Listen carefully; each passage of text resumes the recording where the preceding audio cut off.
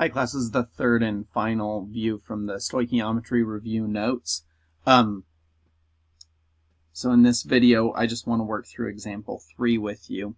Again, it's another limiting reactant problem because I see that I've got two different reactants that I'm referring to. It says when an aqueous solution of NaF and CaNO3 are mixed, CaF2 precipitates. So we could say sodium fluoride, calcium nitrate, calcium fluoride precipitates. All right, we want to calculate the mass of calcium fluoride produced when 1.25 liters of 0.0500 molar CaNO3 and 2.00 liters of 0.0250 molar NaF are mixed together. All right, the first step in a problem like this is always to convert to moles. So right now I have molarity and I have liters, so I know the formula for this is concentration equals the amount over the volume. So specifically we're talking about molarity, so M equals N over V. So I'm going to use that formula to answer this question. So let's list our variables to get started. For this first one on the left, I've got M, N, and then of course V. Those are my variables. I'm looking for N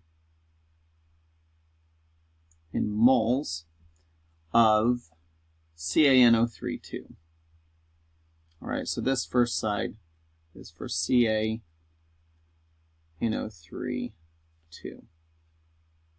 I have 1.25 liters. I have 0.0500 molar CaNO3. So we could go ahead and solve this.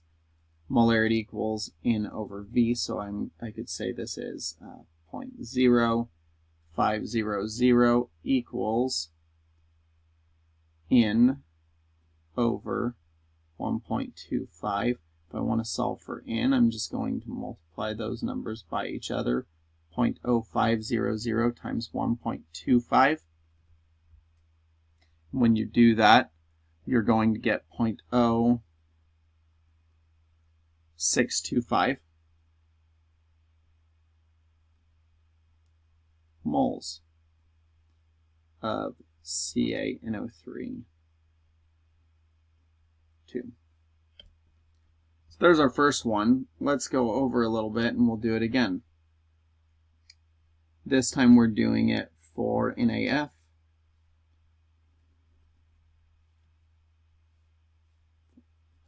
NaF, my molarity, number of moles, and the volume.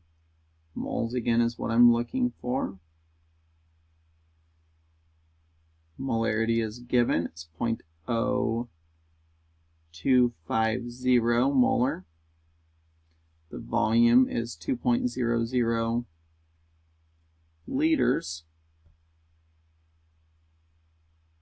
And then we have 0.0250 equals N over 2.00. So N equals 0.0250 times 2. Put that in a calculator, you're going to get 0.0500. You probably don't actually need a calculator for that one. Moles of NaF.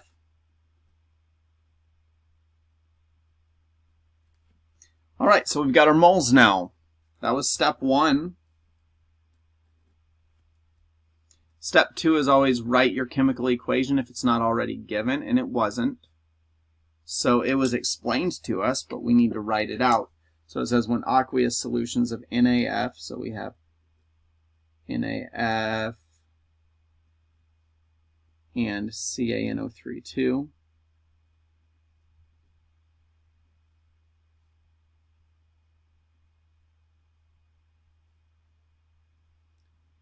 produce, when they're mixed, they produce CaF2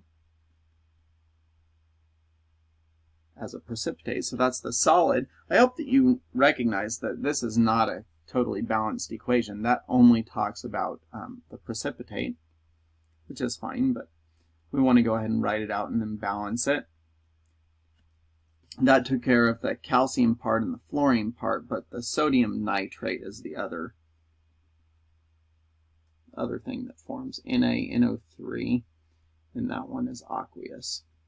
That's why it's not mentioned, it's aqueous. Okay, so I have same number of sodiums, but I have a different number of fluorines, so let's put a 2 there. I also have 2 nitrates, 2 of these NO3s on this side, and I only have 1 there, so let's put a 2 there. Now let's check it. 2 sodium, 2 fluorine, 1 calcium, 2 nitrates. We're balanced now. So there's our balanced chemical equation for step 2. Step 3 is where we try to solve the problem in terms of moles. So to start with, we need to make sure that we know which one is the limiting reactant. If we don't, we'll solve the problem wrong. So we have 2 different reactants. I've got moles of calcium nitrate and I have moles of sodium fluoride. Let's find out which one's limiting. 0.0625 moles of CaNO3 over, and then we've got to look at our coefficient for CaNO3, it's just 1. 1 mole of CaNO3,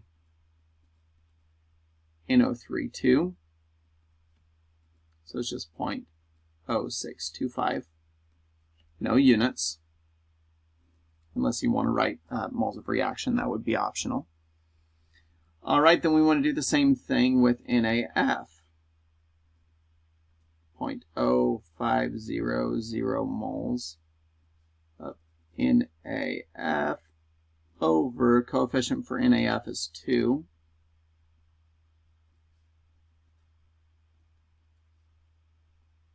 So this is 0.0250. So which one's the limiting reactant out of these 2? This is. So I could go ahead and kind of get rid of this one. I'm not going to use that number.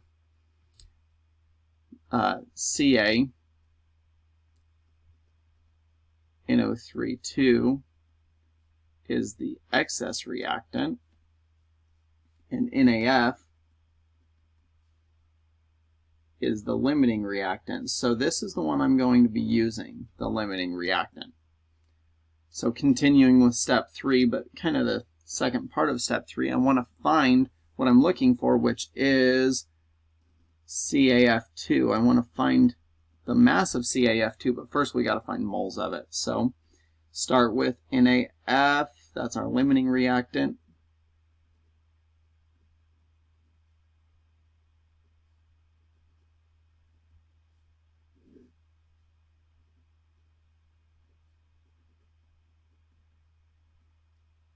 And we're going to set it equal to X moles of what we're looking for, which is CaF2.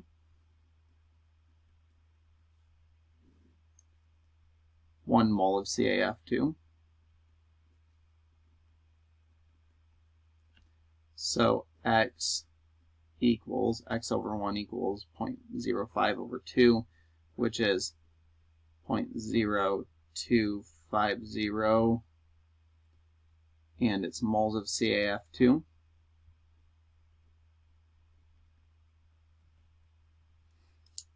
And then, finally, step 4 is to find what the problem actually asked for, which is the mass.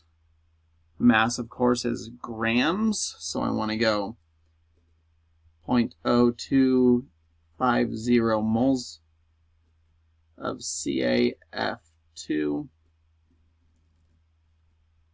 over 1 mole of CaF2. We're trying to get rid of those units, and then I'm going to have grams of CaF2. That's our molar mass, which you can find from the periodic table. This is 78.074 grams CaF2 in each mole. That's our molar mass. Multiply it out, you get 1.95 grams CaF2. So now we've answered our question. We found the mass. We had to first find moles of each reactant. Then we needed to find which was the limiting reactant. We used the limiting reactant to find moles of what I'm looking for, convert from moles to grams, and that's how you solve this problem, which involved stoichiometry and solutions.